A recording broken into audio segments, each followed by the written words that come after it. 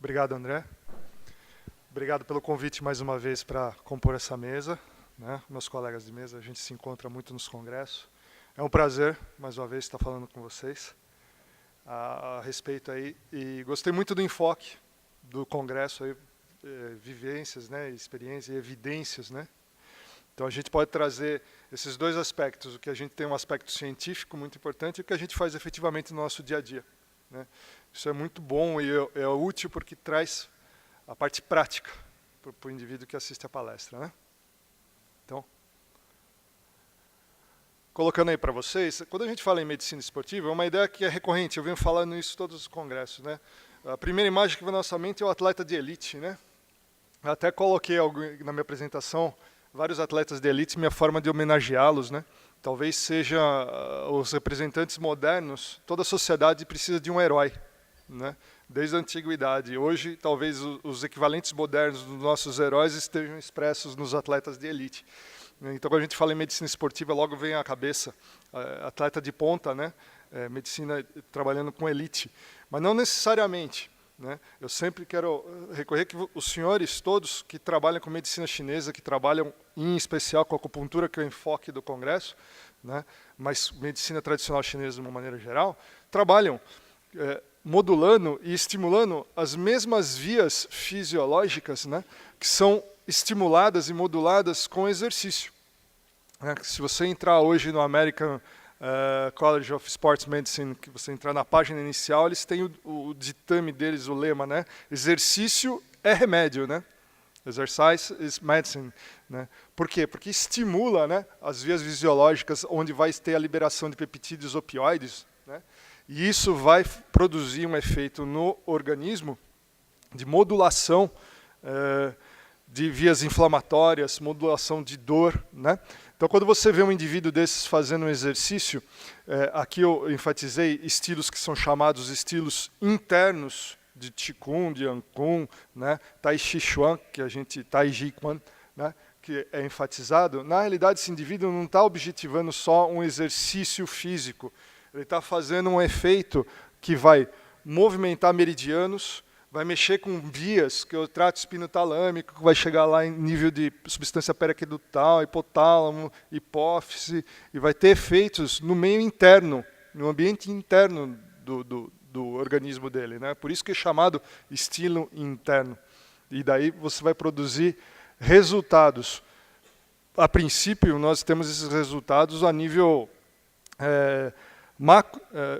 até intercelular, mas isso tem resultados intracelulares, né? Esse trabalhinho aqui que eu comentei aqui, né? Ele enfatiza, é um trabalho sobre exercício, né? E o efeito do exercício na modulação de receptores opioides e a cascata de efeitos dessa modulação dentro da célula, né?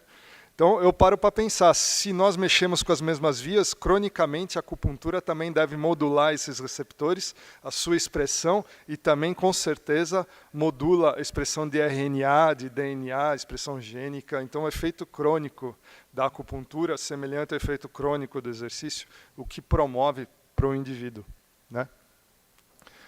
Então, aqui, tal como eu falei, do mesmo efeito, o tratamento pode produzir mudanças observáveis nas capacidades físicas. A gente tem vários trabalhos, inclusive de produção nacional, onde você pega um indivíduo, vai dosar o VO2 máximo dele, a capacidade máxima de utilização do oxigênio dele, prévia uma aplicação de acupuntura e depois ele faz um tratamento, 3 semanas, 2 aplicações por semana, o VO2 muda. E muda porque ele tem um estímulo, a acupuntura produz esse estímulo que vai trabalhar a capacidade física do indivíduo, principalmente no aspecto que se refere à fadiga, né? Esse trabalhinho fala justamente disso, né? Esse daqui é tenista, está jogando agora, viu? Está tendo a ATP Challenge nessa cidade, a entrada é gratuita, é o Feijão.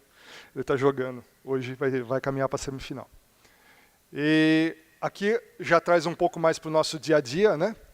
O que a gente costuma fazer com relação à medicina esportiva e a relação da medicina tradicional chinesa, enfatiza a importância de determinar o diagnóstico da medicina tradicional chinesa para fazer uma abordagem otimizada do atleta. Atleta é uma coisa que também eu falo em toda a palestra, tem pressa. né? Atleta ele quer voltar rapidamente para a habilidade esportiva dele, atleta tem ansiedade de voltar para o patamar de treinamento, o patamar de desempenho esportivo. Então, quanto mais preciso no meu diagnóstico, mais rápido, eu faço uma abordagem otimizada, mais rápido eu consigo devolver esse atleta para a atividade dele, ok? O desempenho que ele está acostumado. E com isso, a gente tem, e comenta com vocês, alguns padrões da medicina tradicional chinesa que estão comumente associadas a modalidades. Por exemplo, de endurance, você vai ver pacientes que têm problemas decorrentes, frequentemente, a deficiências, né? Portanto, métodos de tonificação são muito indicados, costumeiramente indicados a esse tipo de paciente. Paciente que trabalha com força, você vai ter normalmente estagnação, você vai ter normalmente apresentação de resíduos de calor, são pessoas, atletas que usam muito frequentemente suplementação, e se essa suplementação, estou falando suplementação alopática mesmo, creatinina, essas coisas, né? Para não falar as ilícitas. Se eles utilizam isso de uma forma muito inadequada, tá? Vai gerar uma série de resíduos aí para a gente. Tá? Então, o que a gente pega, dando assim uma visão geral, né? Com 10 minutos eu não quero entrar em detalhes em cada coisa, mas isso depois, na conversa, se quiser, a gente pode entrar. O que a gente pega no consultório, que tem a ver com medicina esportiva? Então, com relação a, por exemplo, a articulação de ombro, que é uma coisa que a gente trata muito, né? Ó, a posição foi muito feliz nessas fotos. Ó, a posição comum desses atletas em diferentes modalidades esportivas, né? O paradoxo do atleta de arremesso, né? Então, modalidades que envolvem movimento de arremesso, seja com a mão nua, ou com uma raquete, ou para rebater, né? O atleta ele sempre quer ter flexibilidade, amplitude de movimento para aumentar a sua alavanca, para aumentar a sua potência, só que ao mesmo tempo, ao você ter estabilidade, se compromete, ou você ter flexibilidade, compromete a estabilidade. E ao comprometer a estabilidade, você tem aqui os músculos do manguito rotador, e tem que esse espaço aqui que está marcado em verde, né, onde essa instabilidade pode ir provocando microlesões, né? Olha em azul aqui a famosa bursa, que dá a bursite, né? Acromial, onde pequenos impactos vão gerando essa síndrome e lesões crônicas.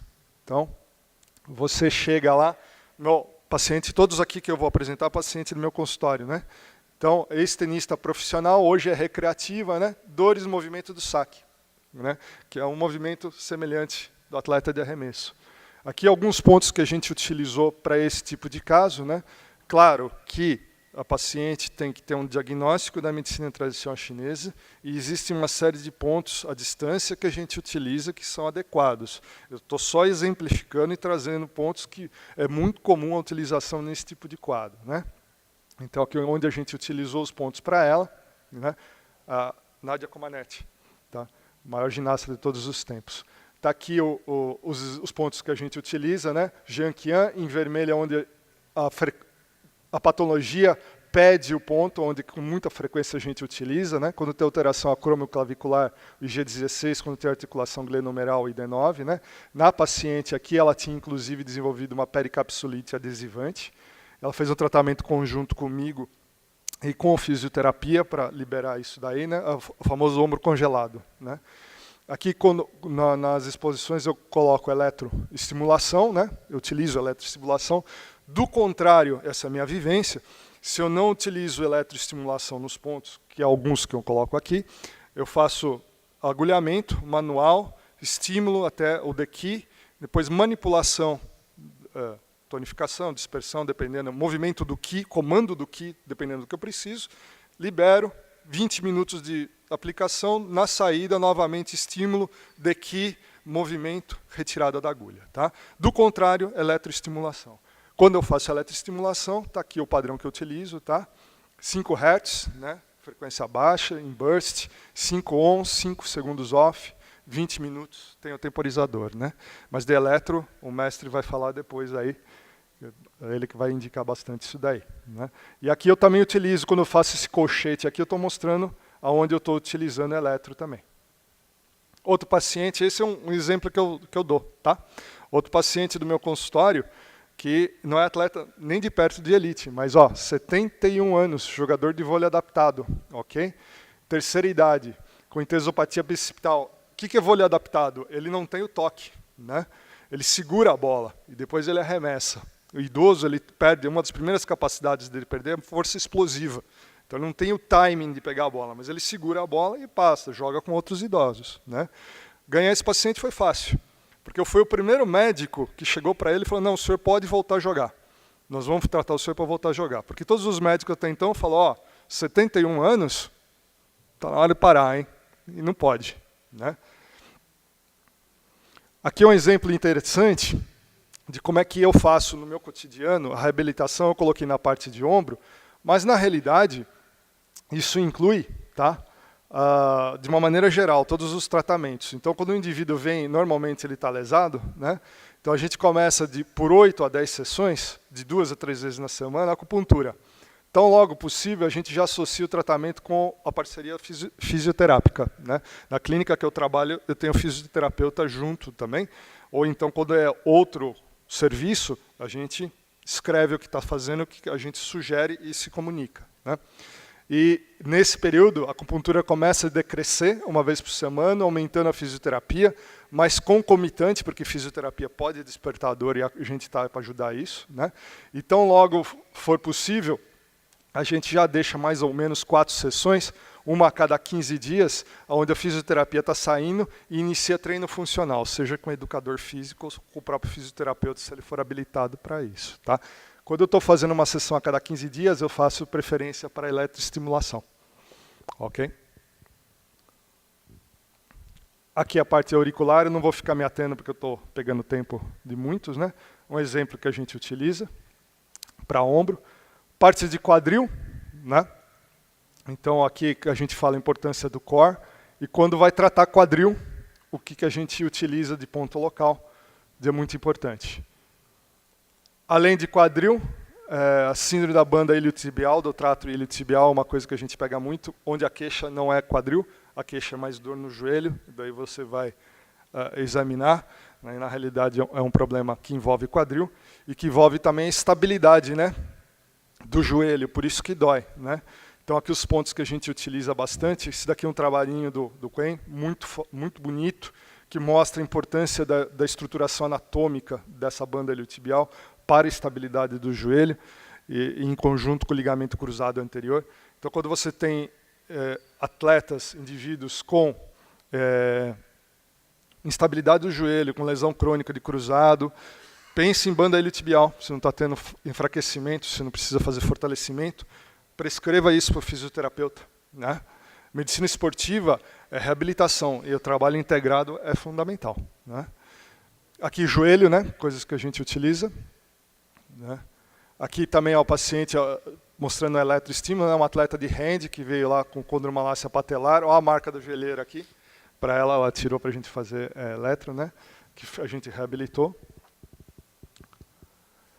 E fitoterapia chinesa, a gente tem aqui algumas, novamente, né, precisa fazer diagnóstico do padrão energético. Eu só estou passando um exemplo de fitoterápicos que a gente utiliza com muita frequência em atletas. Por quê? O Zengu é um fitoterápico cuja erva imperador é a mirra, cuja propriedade é de dissolução de coágulo, ou seja, é uma fitoterapia cicatrizante, né? Então vai produzir um efeito em lesões crônicas, em microlesões, tá? Se a cronicidade é muito importante no paciente, ele tem trigger point, ele tem espasmo muscular, você palpa o trajeto do meridiano, tem aquela banda tensa e é uma dor crônica, você vai precisar... Isso é um quadro que na medicina chinesa é reconhecido como mucosidade em colateral, em canal colateral. Para dissolver esse tipo de mucosidade, o Xiao Holodan. Ok? Ambos têm potencial analgésico muito interessante, mas essa é uma das situações, poucas situações, raras situações dentro da medicina tradicional chinesa na fitoterapia, onde se vai usar ervas isoladas. A gente utiliza muito com o atleta o Rhizoma coridalides, que aumenta o efeito analgésico, tá? De formulações onde você está usando, por exemplo, concomitantes essas 3 ervas, ok? E quando eu uso isso, eu uso uma dose que é metade da dose da fórmula principal, ok? Obrigado.